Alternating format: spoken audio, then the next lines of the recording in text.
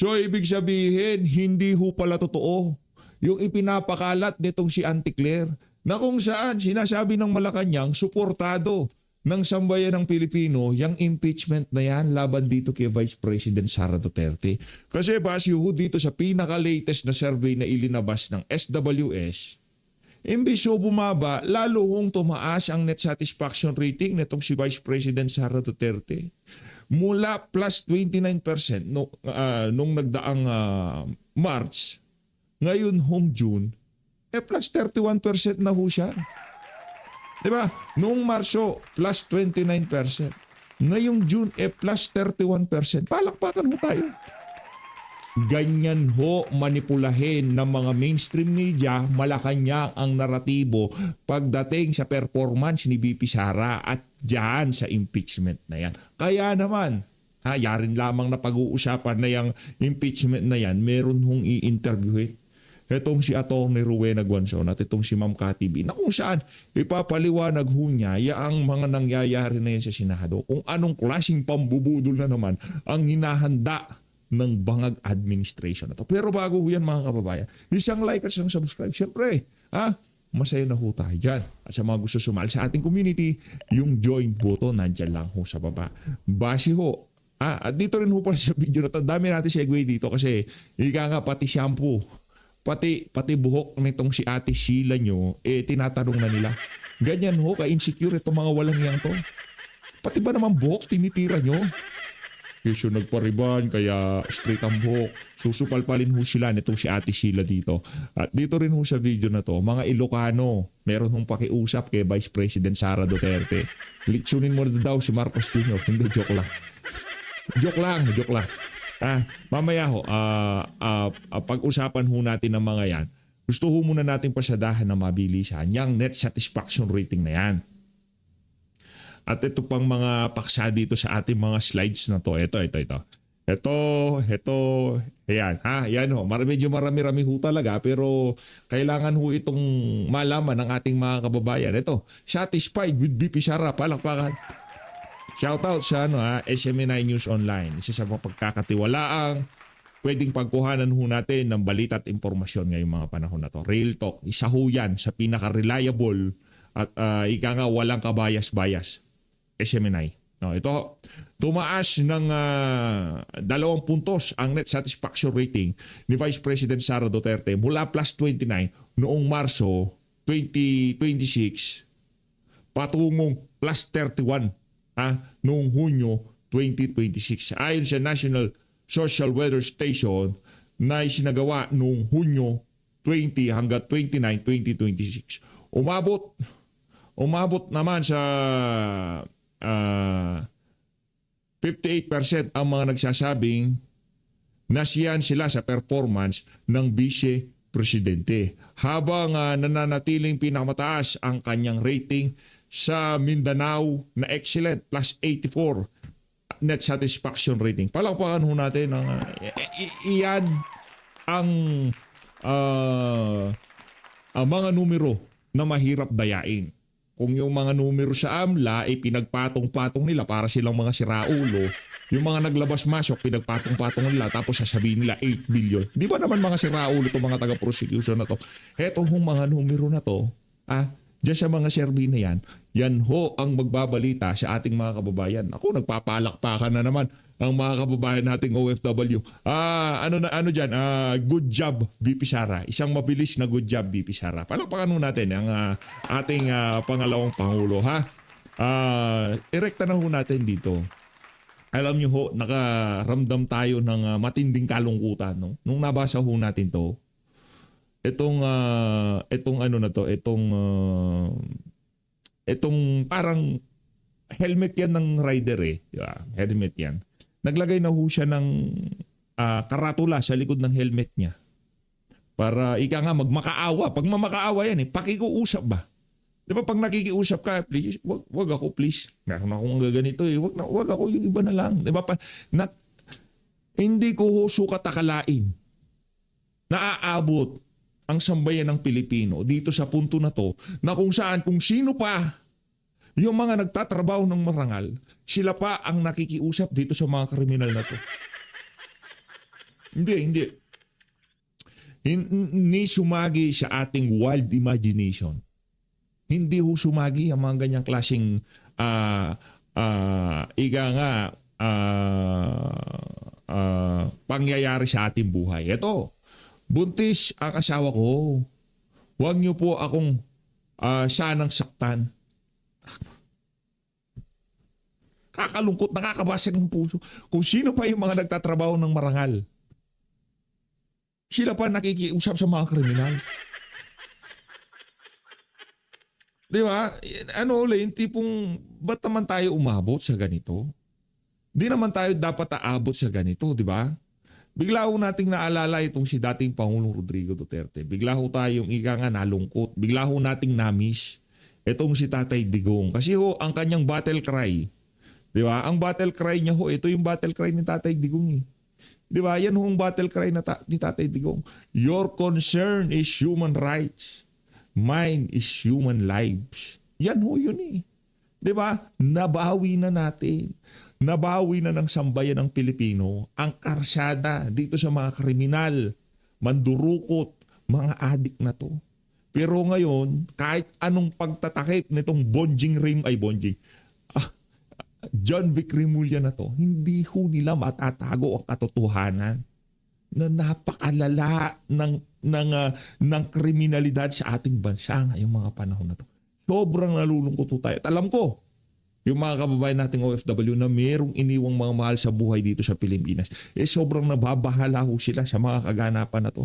Imbis na yung mga kriminal ang matakot, ang natatakot daw ho ngayon mga ordinaryong Pilipino.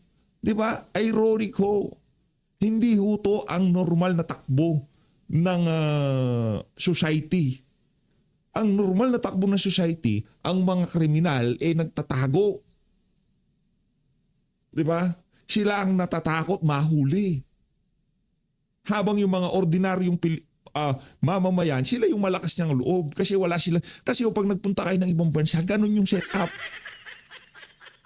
Yung tipong walang gustong gumawa ng first move para gumawa ng kalokohan. Kasi alam nila may kalalagyan sila. Ultimo nga, meron ka nakitang pera, hindi basta-basta pwedeng pulutin yan. Pag naspatan ka ng CCTV, kulong ka dyan. Kahit isang papel lang na kapiraso, kahit $1 lang siguro sa ibang bansa. Nakita mo, nakalapag dyan, huwag mong kunin, lampasan mo yan. Partida, walang pakalat-kalat yun. Pero hindi mo pwedeng pakialaman. Diba? Pero sa atin hindi. Anak na to ko nasa bulsa mo palang kinukuha na ng mga kriminal. Diba? Kahit, diba yung mga brief, yung mga nagtatago ng pera sa brief, diba? Diba yung kasi nung bata ako, merong bulsa yan eh. Para makita talaga wala kang pera, doon mo isuksok yung pera mo. Wala akong pera eh. Doon nakatago. Oh. Tatago yung pera mo doon sa brief.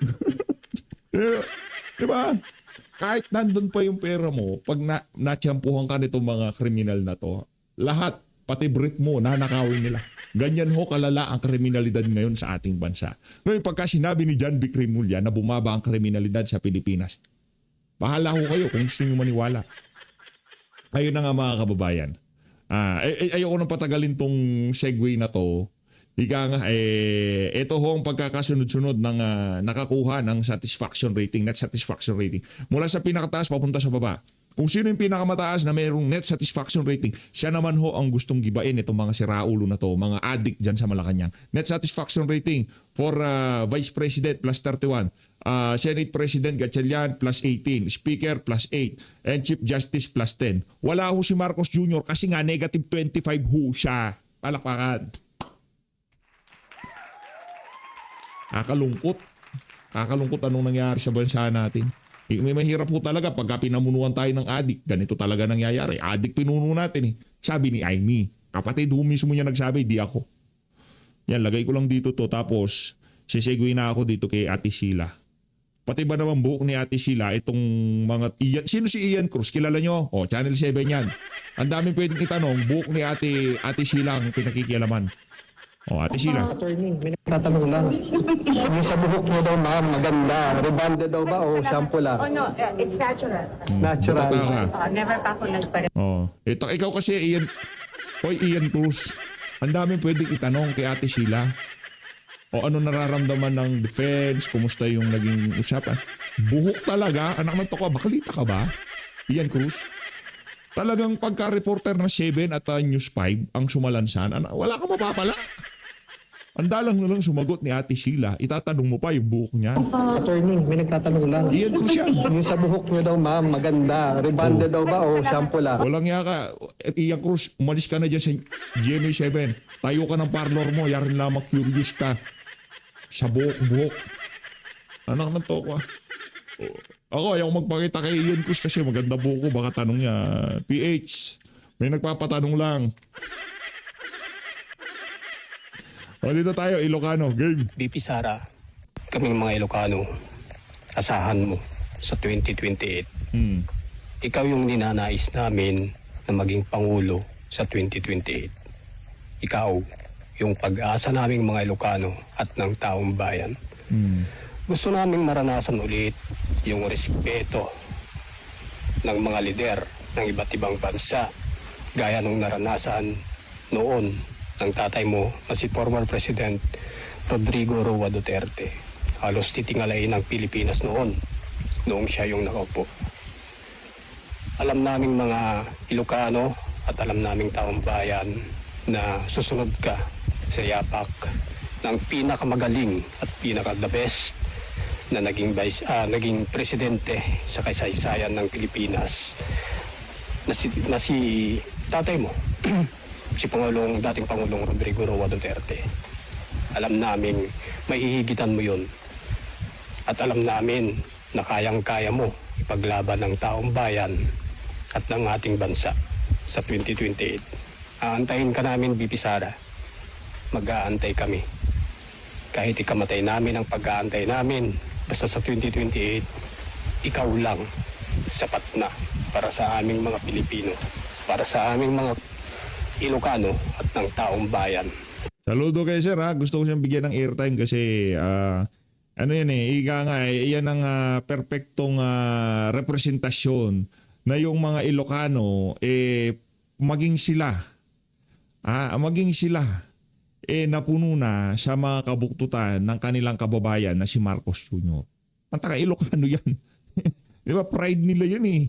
Di ba? Pero hindi na ho nila masikmura ang ginagawa nitong si Marcos Jr. Di ba? Nakita nyo kung paano ipagtanggol ng mga Dabawenyo o mga Duterte. Nakita nyo? Di ba? Kahit lahat laban sa Duterte, basta yung mga Dabawenyo, Duterte kami. Magpang-abot na tayo kung saan man, Duterte pa rin kami. Yan sila. Ganon nila pinagtatanggol ang kanilang leader, yung pride nila.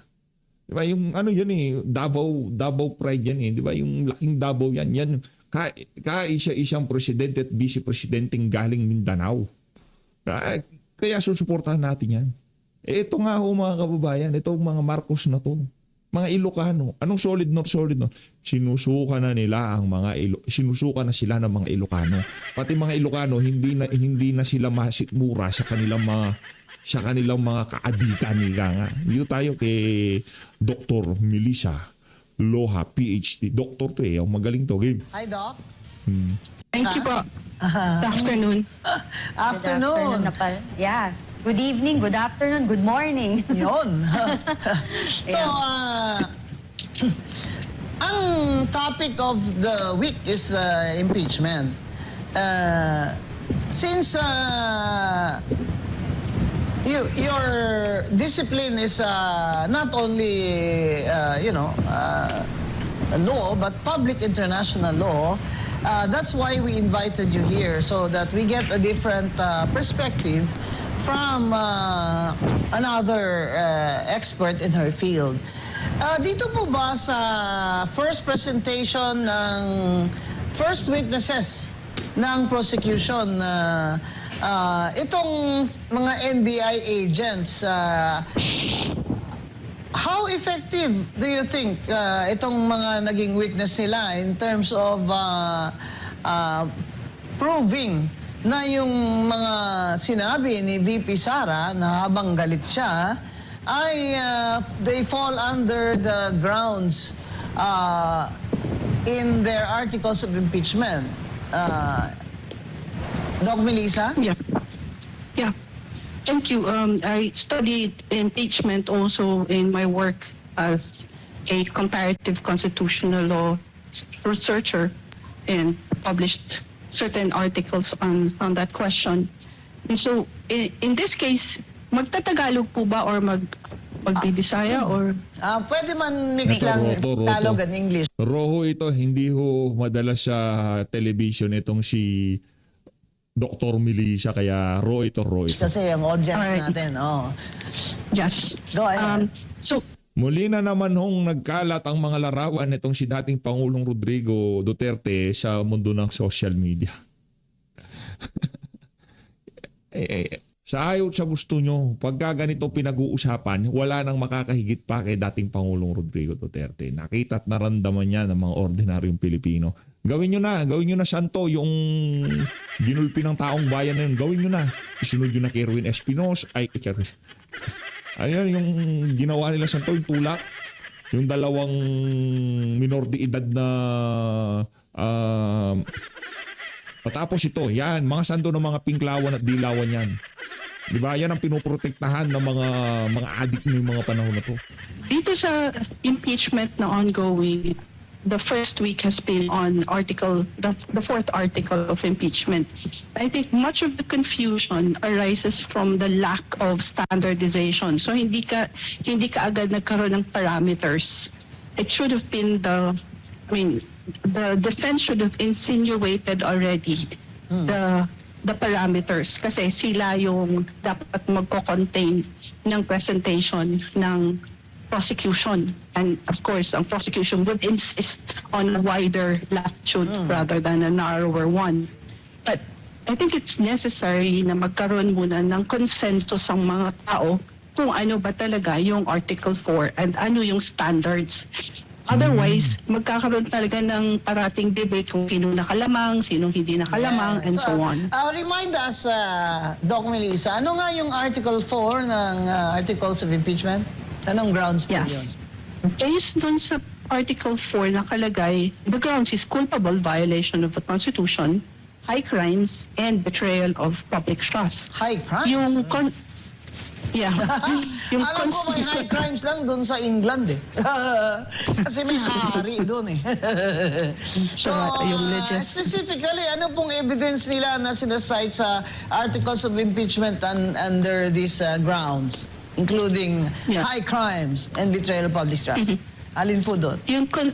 Yung constituent acts niya are yung pagkocontract ng assassin, yung grave threats against the president, the first lady, and the speaker, former speaker, and then inciting to sedition.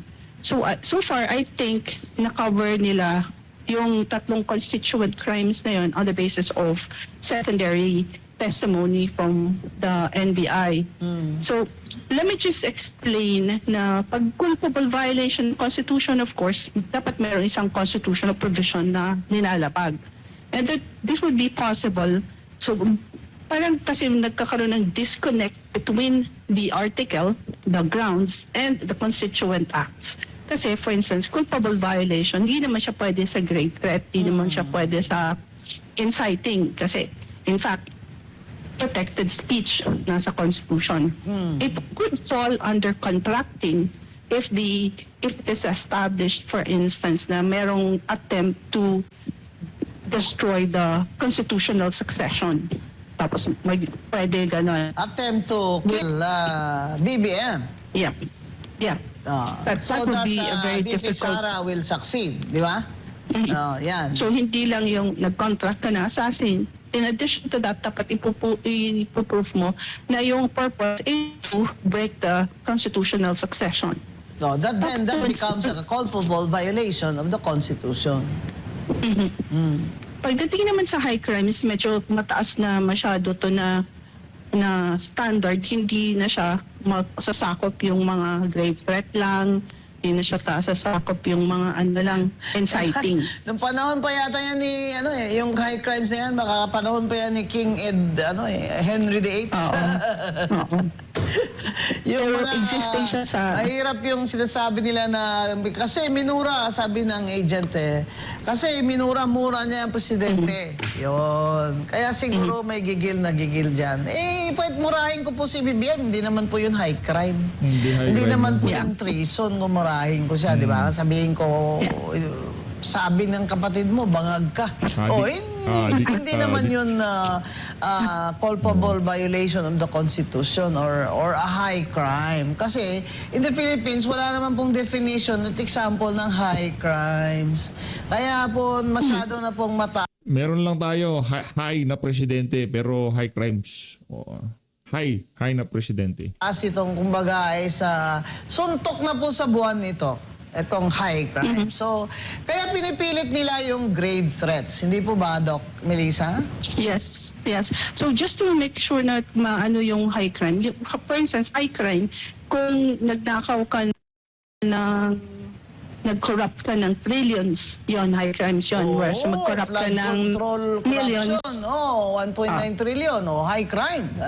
That's high crime talaga yon. So yung mga millions lang, medyo hindi na siguro. It could just be ordinary bakit daw nila corruption. nilagay ang grave threat sa high crime at betrayal of public trust? I think ito lang yung merong at least pwede mag-testify na tapos nakikita ng tao kasi na-publish na yung video. I think ito yung pinaka-reason kung bakit nila siningit yung grave threat. But grave threat itself, hindi siya magko-qualify under betrayal, hindi siya magko-qualify under high crimes, culpable. So let us look at betrayal. Wala tayong standard. Titingin tayo, comparative constitutional law, titingin tayo sa Korea. Example, Doc. Example, yung sabi mo, Korea, betrayal of public trust. Ano po yung example? Yes. Yung si President Yoon, betrayal of public trust dahil nag-declare siya ng martial law at nag-deploy siya ng military na in violation ng constitutional procedure nila. Hindi approved ng Congress. Na-convict siya ng Constitutional Court ng Korea. Wala kasi silang impeachment court. Ito naman next, si Park, extortion and ginamit ng ang office na is private individual to govern Korea. So yun, talagang betrayal of public trust. In all other cases, walang gumagamit ng betrayal of public trust. So in this case, tayo lang at saka Korea ang gumagamit. So Korea could be a useful standard as far as the judges would be concerned in terms of weighing the evidence and so on. Now, sa ating case, there was an attempt, dalawang cases, yung Gonzales versus Office of the President and then Ignacio versus Sulit. Doon, diniscuss yung dismissal ng Deputy Ombudsman on the ground of gross neglect of duty, grave misconduct, constituting betrayal of public trust. So, ganun di kataas ang ginamit na standard, gross neglect of duty, grave misconduct. Kasi I think they're connecting it also, Doc, to the principle of public office is a public trust. So that's why yung betrayal of public trust doon sa Sulit is yung grave misconduct. In other words, yung duties niya, no? Di ba? Yes. Yan ba allegation doon na mayroon siyang gross neglect ng duty niya? Yes. Yes, so kaya betrayal of public trust. Di ba? Yes. Because that is his public office, it requires a high standard of trust, di ba? So at least meron na tayong masasabing measure kung ano yung ibig sabihin ng betrayal of public trust. Although, in this case, hindi impeachment. But then we have to remember na yung case na to stemmed from an interpretation of Republic Act 6770 na nagkalagay doon na with respect to the Deputy Ombudsman, etc., they can be dismissed on the same grounds as the dismissal of the Ombudsman but with due process. So, in effect, ini-interpret na ng decisions ng OP and the Ombudsman in this dismissal cases kung ano ibig sabihin ng betrayal of public trust. What about the case of o Gonzales? The same with Gonzales, ganun din. Actually, yung core issue dun was whether may jurisdiction yung president to dismiss the deputy ombudsman. But that's beside the point. Kasi Malupit ho yung ini-interview na yan, si Dr. Melissa Loha, PhD ho yan, PhD. Doktor ho, talagang ika nga, dalubhasa dyan sa paksang pinag-uusapan nila nitong si Atty. Rowena Guanzon. Kaya para dito kay Jokno, kay Luistro, dito kay Baculaw, nako, hindi ko sila makakaobra dyan. Hindi ko kasi yung papalagyan dismissal mga yan. there was based on the finding of gross neglect of duty and misconduct constituting betrayal of public trust. So yun yung phraseology. Okay, so that's that's a very good example of a standard that is now in Yes. our jurisprudence, di ba? Yes, that's correct. Tama. I think in the offer of evidence of the prosecutor, he was not very clear what the testimony of these two NBI agents were for, di ba? And then when the defense counsel was objecting to these testimonies, sabi niya, you cannot object at this point. You can object only in the offer of exhibits. But let's Yeah. talk about the procedure another day, another time. We'll Yeah. focus on what is the standard now of, you've discussed standard by using examples, right? Yeah. In Korea, and using examples in Sulit and Gonzales. So, it's not that easy. Na sinabi mo, pinagbantaan niya na ipapatay niya ang presidente is already betrayal of public trust. Hindi ba? Unless sinasabi ni Doc Melissa na yung meron talagang katibayan na may attempt na ipapatay siya, si BBM, para what do you call this, yung capture, yung succession under Yeah. the Constitution, para si VP Sara ang maging presidente. Yun ang matindi. Pero ang sabi kasi ng NBI agent, belief lang nila. Belief. Oh, ang dami palang superstitious belief itong Attorney Lotok na ito. Belief daw niya na nag-hire ng assassin. Pero sinabi naman niya na, but I have no personal knowledge. Kasi tinatanong si Leon Cruz sino ang assassin? Sino ang assassin? May assassin ba?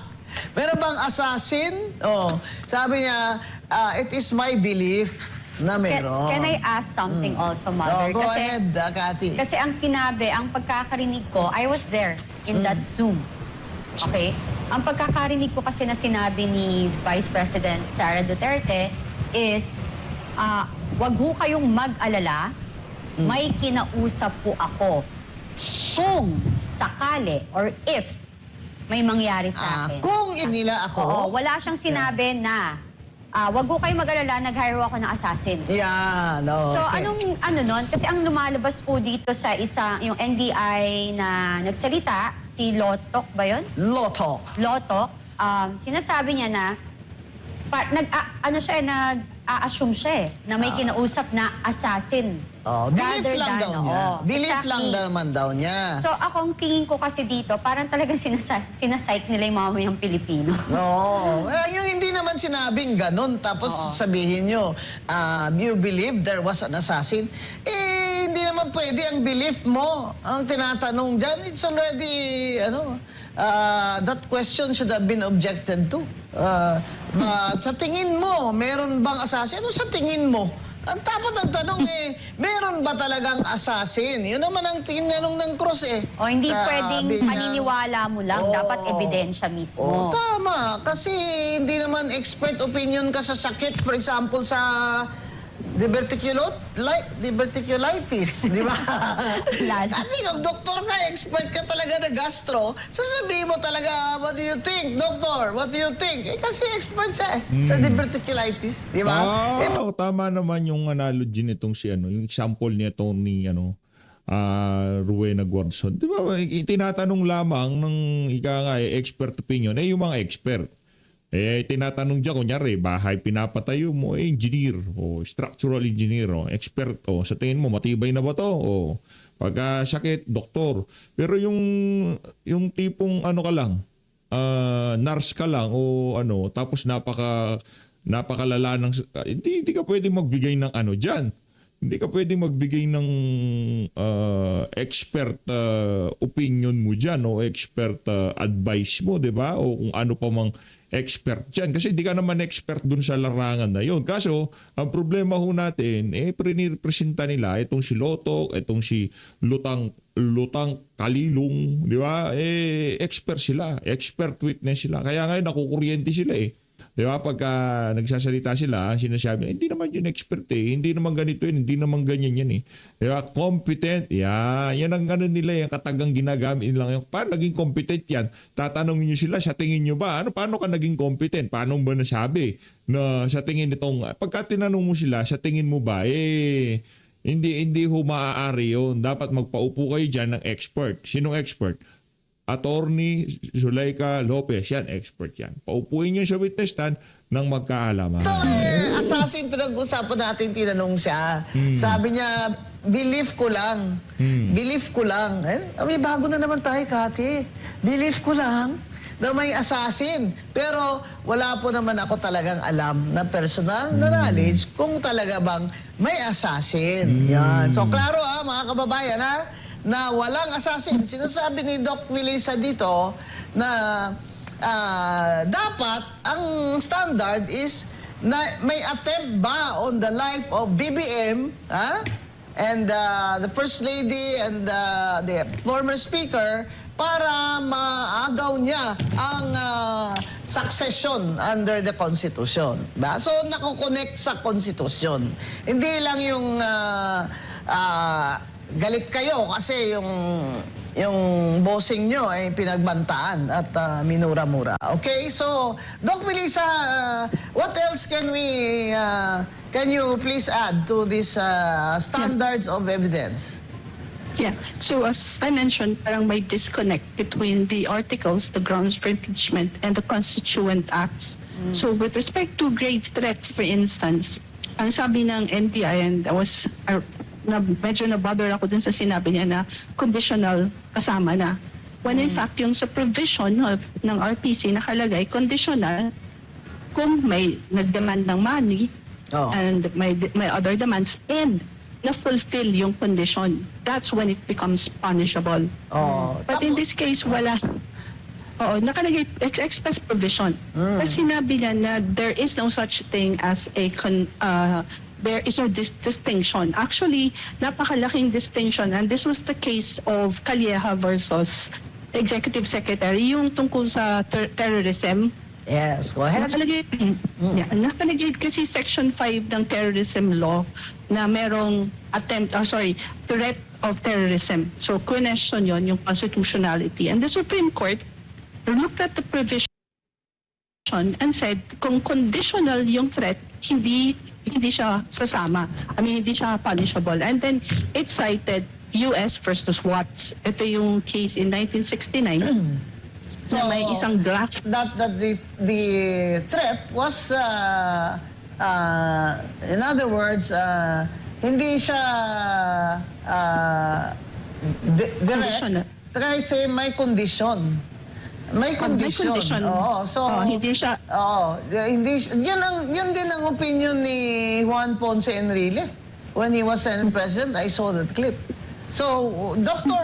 Loha now is citing an American US case, Doc. What case is that? Yeah, this is not just the US case. It is the Philippine Supreme Court citing the US case to decide a question of constitutionality of Section 5 on threat of terrorism. Okay, So, sabi ng Supreme Court, Calleja versus Executive Secretary. Okay, lawyers can research that. Calleja versus Executive Secretary citing a US case of Watts. US versus Watts. In that case, US versus Watts. Okay. Ito yung context nito, yung Vietnam War, and yung di ba nagre-rebel yung mga draftee. And ito si Watts, ang sabi niya, now that I have already received my draft classification, etc., and I have to report for my physical this Monday, I'm not going. If they ever make me carry a rifle, the first man I want to get in my sights is LBJ. Ito si Johnson. Lyndon B. Johnson, the president. Yes. Okay. So Was it protected speech? Was it freedom of speech, or was it a grave yes, threat? it was protected speech. The Philippines, this U.S. In that Watson case, ruled that it was protected speech. Yes. Correct. So, umakyat all the way to the Supreme Court. Ang sinabi lang ng Supreme Court is, this is a kind of a very crude, offensive method of stating political opposition to the president. So, no different from the way that Sara Duterte expressed her opinion. And, yes. In this particular case, kay Sara Duterte, we have to take into account the fact na for her, merong threat sa kanya coming from a person believed to be suffering from drug addiction. So if kahit sino namang tao receiving a threat from a person who has drug addiction, so in quotation marks, talagang hindi yung threat sa'yo, diba? Kasi irrational na yun. Hindi na yun biro. Di ba? Yes, Kasi irrational na may yun. addict siya eh. Oh. So therefore, your reaction na sasabihin mo pag if you get me killed, I will have a reprisal. Ano talaga in that context na yung threat is coming from a person believed to be or rumored to be Yes. suffering from drug addiction. And therefore, your reaction would have to be calibrated according to that type of threat. Plus, And remember, yes, go ahead, Doc. remember, a reaction to a threat does not necessarily have to be a counter threat. It can also be a warning. At the same time, it could also be, and this is something really important, a deterrent.